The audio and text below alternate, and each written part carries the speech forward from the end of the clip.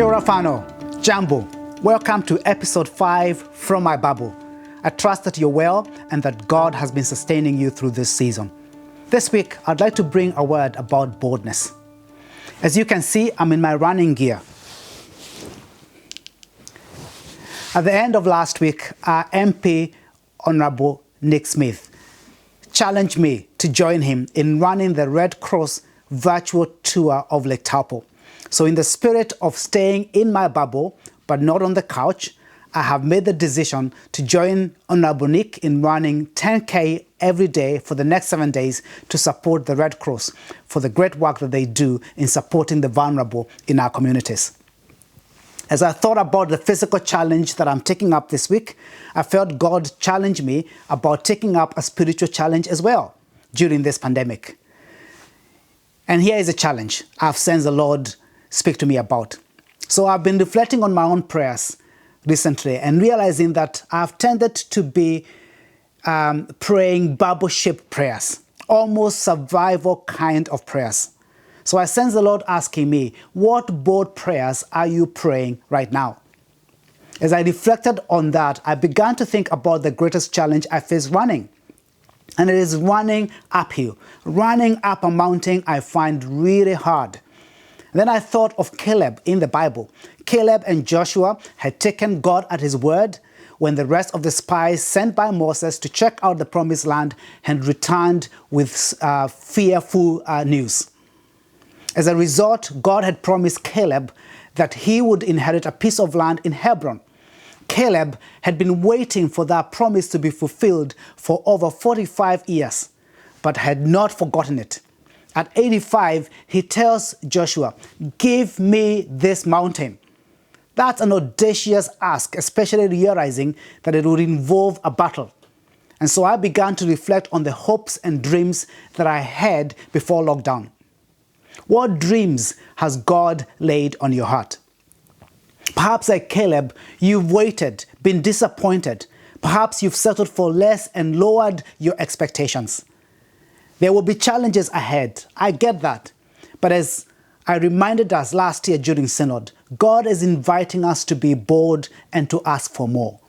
Isaiah 54:2, enlarge the place of your tent. Stretch your tent curtains wide.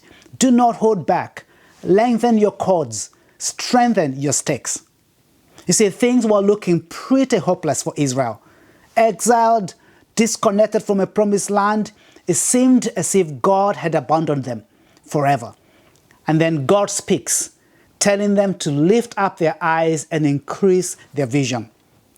When things are looking despairing, it's tempting to simply consolidate what you have. Stop spending, retreat, avoid rocking the boat, and look inward. And yet precisely at that moment, that's when I sense God challenging me to enlarge my tent, to dream bigger, to lift up my eyes and to embrace his vision for me. Although looking at the personal and the church budgets might be quite sobering exercise at the moment, we have a faithful God who loves us deeply. And he is not confused or worried about what's going to happen around the world.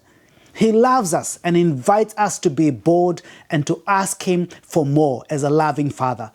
For no eye has seen, no ear has heard what God has prepared for those who love him. We're still celebrating the miracle of the resurrection.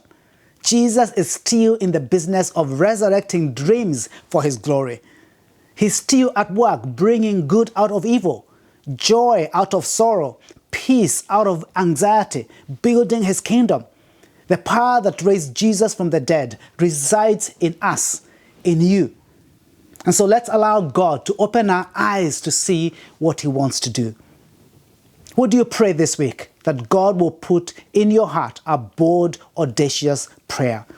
A bold prayer might be maybe that many of your friends would come to know Jesus. Perhaps it might be reconciliation of a broken relationship. Or it might be God's transforming power in your neighborhood or city. What mountain are you asking for? You see, against the background of this pandemic, many people are looking for hope, hungry for the good news, praying for the sick to be healed, the hungry fed, the communities renewed. Let's pray boldly that that would happen, that we would be channels of God's transforming love in Jesus during this time. Keep holding on faith, folks. Keep holding on love. Keep holding on to hope. Mungu akubariki. God bless you.